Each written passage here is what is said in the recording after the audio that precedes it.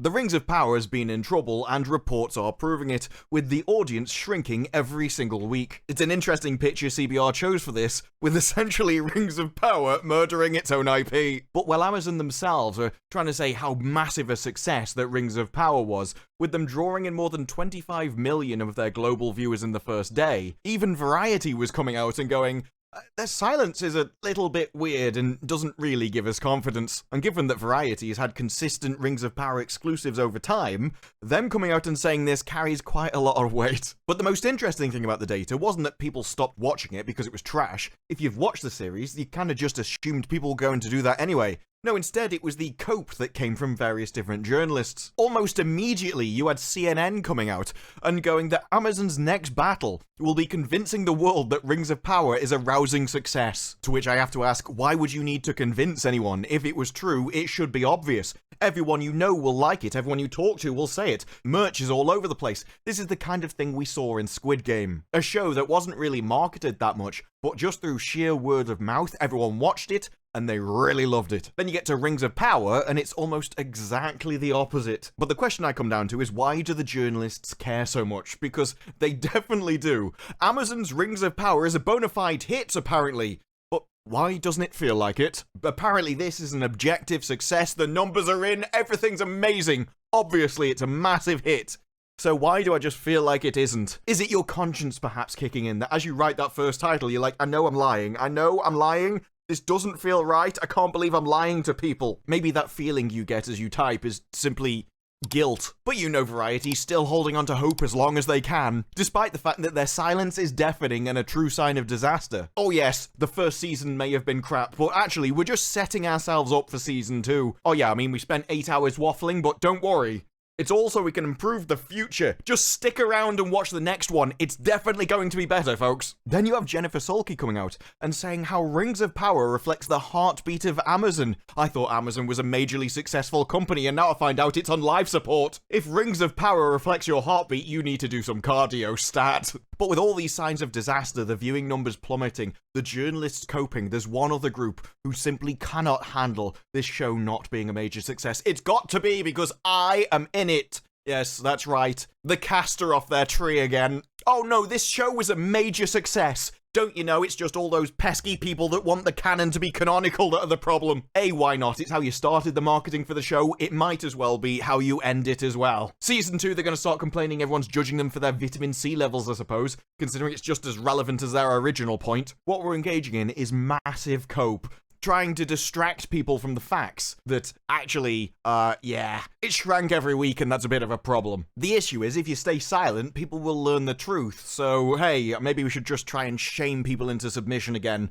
because that's always worked so well before. The truth, such as the Nielsen reports, that show it earned 1% fewer minutes streamed every consecutive week, with an initial decline of 20%, suggesting that a good amount of viewers who streamed Rings of Power early gave up on it pretty soon afterwards, and considering the quality of those first 2 episodes, I don't blame them at all. Now this is a graph of the minutes watched of various different season premieres that Prime Video have done. I have to say I hate this metric because it's done in minutes watched, and different shows release different amount of episodes all at the same time, so premiere week could be an entire season or 1 episode. That's how you get things like Rings of Power and Wheel of Time being so close, but Wheel of Time had 3 episodes in its first week, whereas Rings of Power only had 2. So it's not a fair comparison. Then you have Reacher and Terminal List, who dumped the entire lot in one go, so it's even less of a comparison. Minutes watched would be good data to have if we also had views, but they keep hiding the viewing numbers, which you can only assume means they're awful and far lower than they expected, because otherwise they'd tell you about them. They're more than happy to tell you about the 25 million viewers on its first day. It just very quickly shut up about the rest of the season. And it gets even worse when you compare Rings of Power to House of the Dragon. Find out that House of the Dragon viewers actually went up significantly at the start, and of course Rings of Power just plummeted. And just given the size of the IPs, I would have expected a Lord of the Rings series to annihilate anything related to Game of Thrones, especially when you compare the budgets of the two. Even if the numbers are accurate, a draw in this case is definitely still a loss for Rings of Power. And then once again they bring up the most stupid statistic of all time, that Paris Analytics think that the demand for Rings of Power after its finale spiked 55.7 times compared to previously. Now, Parrot Analytics don't look at views or minutes, they simply look at social interactions and mentions across time and then weight them by arbitrary numbers. Effectively, they can divide or multiply those numbers as much as they want, it really doesn't matter. It shows you absolutely nothing. That they think after the finale, more people were interested in the finale by 5 times more than the rest of the series combined. Yes, apparently 5 times the total amount of viewers just thought, yeah, you know, I haven't seen any of the rest of Rings of Power, but all of a sudden, now the finale's on, I think I'm going to watch it now. Of course, when you know it's social mentions, that doesn't mean that it transfers into viewership at all. It could just be people unrelated to it talking about the show. And yet, all the language around Parrot Analytics is always incredibly misleading. Oh yeah, a spike in demand. 55.7 times increase in viewership. No, because they don't look at viewership. But those are numbers that you keep seeing parroted around. Pun not intended, because Amazon for some reason do not want to flex their viewership, and if they do, more data is sorely needed. And Variety can claim that Rings of Power seems to be a bona fide hit, but if it is, why aren't they talking about it? And why can't you find more people who seem to enjoy the show? Or maybe Parrot Analytics get bandied about because it shows the figures that they want to show. It helps convince people that Lord of the Rings is a rousing success, even if it wasn't. The numbers say the right things, even though it's garbage in, garbage out.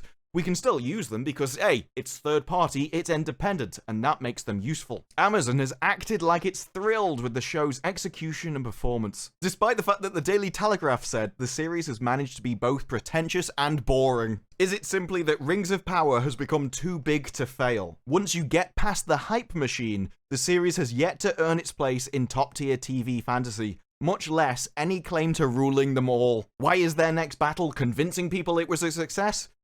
Because it wasn't. Maybe that's why it doesn't feel like a bona fide hit, because the author is just smashing into the walls of reality. Oh, Jennifer Sulky is bragging about the 100 million customers have watched, and apparently the numbers are impressive. Amazon is delighted. And she thinks that the Rings of Power being a hit isn't even up for debate. If I just stick my fingers in my ears and shout la la la la la la la as loud as I can, nothing's up for debate. It means I've won. That's how it works. That's how you can live in your own little bubble of reality. Don't let those pesky facts get in the way. And what happens when we just smash into reality? Well, we can start playing language games. Those always worked for us before. How big of a hit is it? And what even makes a hit in the first place? Yes, that's very hard to pinpoint. How about being profitable? That seems like the baseline of actually being a hit to me, that you actually made money. Something I don't think Rings of Power has. They just don't care because it's paid for by subscription revenue. But do you really see Rings of Power merch around all over the place? Is it a major hit in your social circles? Are your parents talking about it?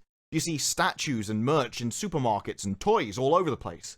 These are things which are social movements. These are things that left an impact in society, in the actual wider world, and not people who are interested in that specific IP or streaming content in general. We talk about this stuff because we're interested in it, but if you want a big hit, especially to make a profit on this kind of budget, you need a much wider audience. You need everyone else out there. You need a water cooler hit that drives in-person and online conversation. And Rings of Power certainly drove online conversation off a cliff. But the next part of this LA Times article is particularly weird because they just seem to start quoting random people who agree with them. For instance, they start quoting a guy called Nick Grief. They don't say who he is, they don't say what relation he is, they just say he's a guy who's been enjoying the show. I mean, I'm sure Nick's a great person, but are you just quoting a random person that you met outside? If you're gonna quote him like he's some kind of authoritative source, you'd think he'd at least be related to it in some way, but no, it just seems like he's Nick, and he's a self-described fan of high fantasy. Well, the issue is that Nick is also part of the group, trying to get people to believe in a false reality, and he's doing it by shame. Shame has always been part of social cohesion, but it's generally better at getting people to not do an action. It's not so great for making people believe something that isn't true. And the issue with you living in your own fantasy world is you have to get everyone else to also believe in your fantasy world. And shaming people into believing a lie doesn't seem to be quite as effective as people would hope it was. That's why when he says things like, if you're hung up over what a person looks like in your head, that's on you. And like, it's not what it looks like in my head. It's what's written down on the page. It's what the author intended. It's not what someone thinks the person looked like.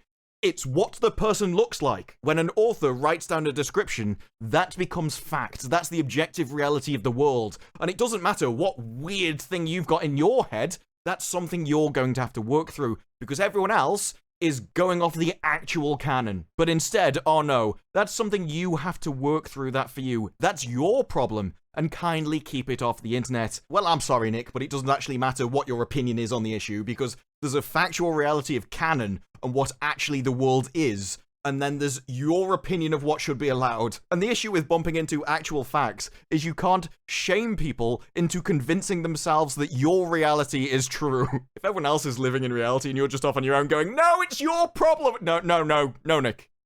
The problem is you.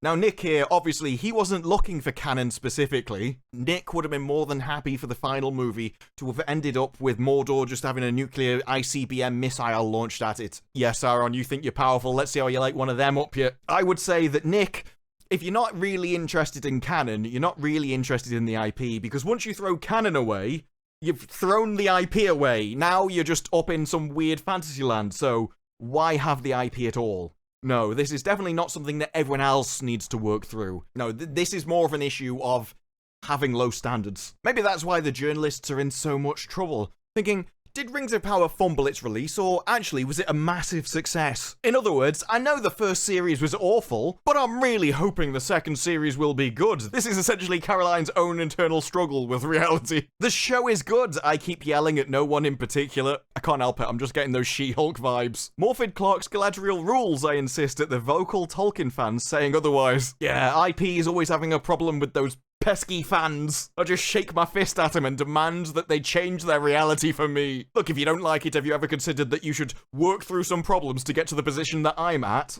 Which will forever be known as the Nick position. Did no one see the creation of Mordor? Look, something blew up. Wasn't it amazing? Didn't you like it when Galadriel just tanked a volcano to the face? But at least she acknowledges that Rings of Power has failed to permeate the public consciousness. It's because it was boring and nobody liked it. Looking back, there's a few factors which point to a muted reception. Like the fact it was awful. I actually don't think you need data to tell you whether everyone liked the show or not. I think you just need to watch it and realize that people have a bar of quality and it didn't meet it. It had greater problems than just moving slowly enough that everyone else grew impatient with the story. Even the story that was there wasn't good once it did get told, so come on. Typically, I'm not one to advocate for this sort of the first season is basically the pilot episode approach. Well, I'm glad that you're not going to do that, because it's the first season, not the pilot episode. And the pilot episode should be your best one. It should be the thing that hooks everyone in. The pilot episode isn't supposed to be boring and crap. How have people in the entertainment space forgot what entertainment is supposed to be? It's meant to be entertaining, and so you should get people hooked right at the start. You do not produce something awful, boring, and crap and expect people to stay around just for when you can be bothered to make it good. I do not believe any of this, oh, well, we just made it boring on purpose. And TV shows certainly do not have to be boring. And I know this because it wasn't that long ago when TV shows weren't. Given how many characters, timelines, corners of the world that they're juggling, it's inevitable that it's going to be boring. Well, firstly, if that is true, then that's also a choice, and you wouldn't have to do them all at the same time, because most of them weren't even required. Why did the Harfoots exist? Why did the Wizard exist? You could have cut all of that out of the first season entirely. It contributed nothing. But also, if you've got all of these characters and timelines, shouldn't that mean even more things are happening? Shouldn't you be jumping around from thing to thing, with just things happening all the time, because you're trying to cram so many different timelines and characters into one series? If anything, the problem should have been that too much was going on because there was too many people. The more people and things you add into a series, the more boring it gets. Doesn't even make sense logically, let alone anything else. But apparently from Jennifer Salke, Rings of Power reflects the heartbeat of Amazon. I'm not sure suggesting that if Rings of Power dies, Amazon dies is the best strategy for an interview, but let's see how it goes. We want to really surface them to a collection of content that they love. We were excited and thrilled to see the conversation about it. I can only hope I contributed to that, Jennifer. What's really exciting about Season 2 is you no longer need to set the table and the characters. Oh yeah, don't worry, Season 1 was boring, and we know it was boring. We intended it to be boring. But don't worry though, Season 2 is going to be amazing. It's going to be entirely different than Season 1. Absolutely. Just come back and watch again. Believe us. Look, we made that one trash on purpose. We're not going to do it again. Even if you believe that story. Why would you believe they made Season 1 trash deliberately? Oh, now we can get deeper into the storylines. I'd like a storyline to start, to be honest. There's dramatic twists and turns, but we saw that with Sauron. That was your dramatic twist. That was the bar for your peak entertainment. Revealing how Mordor was created and the creation of the name was meant to be your peak twist and turn too. We already know what your dramatic twists look like. We know what your story building looks like, and all of them's awful. These are people that think the three witches that did absolutely nothing for the entire season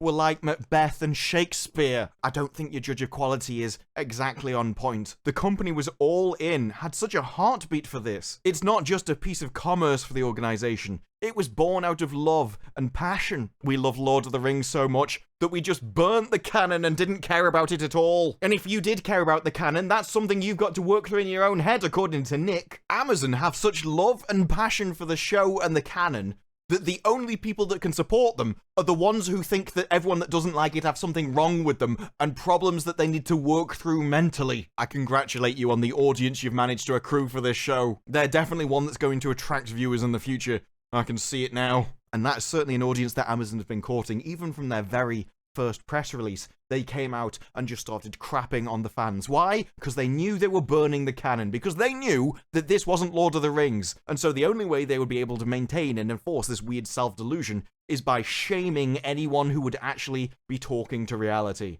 And quite frankly, they're still going on about it. Oh, the cast members are coming out and going, I can't believe people wanted this show to be canon. Why would anyone want a Lord of the Rings series to respect the Lord of the Rings canon? What kind of world are we living in when people want you to respect an IP and the canon of that IP? No, we've got to shut that down. Because Cruz was quite amazed that the attention was shifted towards Rings of Power destroying the canon. I can't believe that destroying canon hit a nerve. He thinks it just brings attention to the greatness of fantasy, the greatness of Lord of the Rings. Why it's actually good that he can destroy the canon. No, for Cruz over here, what makes it good that he's in it is simply the fact that it hit a nerve and annoyed Tolkien fans. He doesn't care about the quality of the show, as long as he manages to piss off a load of people that like Tolkien. Well, that's good enough to make him happy. It shows that we've got work to do. We just haven't pissed off enough people yet. If only we could destroy the canon for all the IPs, then Cruz would be truly happy. Cruz is out here grateful because he can recalibrate, break form, reshape, and make history.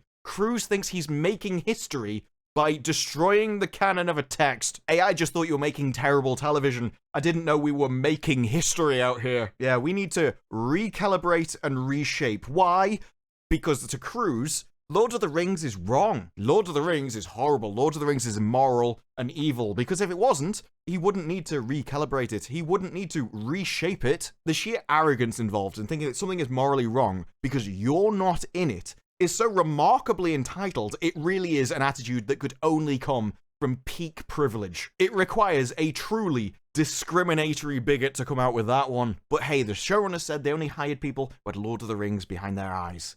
Maybe they just mistook that with greed and entitlement, because it carries on. In order to not have an impact, the pendulum has to swing. We're right in the middle of that process. What process? We just want to normalize destroying the canon. We need to acknowledge that we're destroying the canon. We need to be elevated. It needs to put us in a position where there will be a plaque one day when the pendulum has swung to where it needs to be. It's all about us. It's all about me. I need to be elevated. I need to be put in a position. Why aren't you just doing all of this for me? It's me. Why am I not in Tolkien? It's so arrogant and self-obsessed. The Lord of the Rings is wrong and immoral because I personally am not in it. What a privileged life someone must have led, to have never been told no, to think that the entire world revolves around you, to the point where if something doesn't have you in it, then it's actually morally wrong and has to change just for you. And what's more, this egotistical self-obsession, it's not a flaw. Oh no, apparently it's a strength. We will have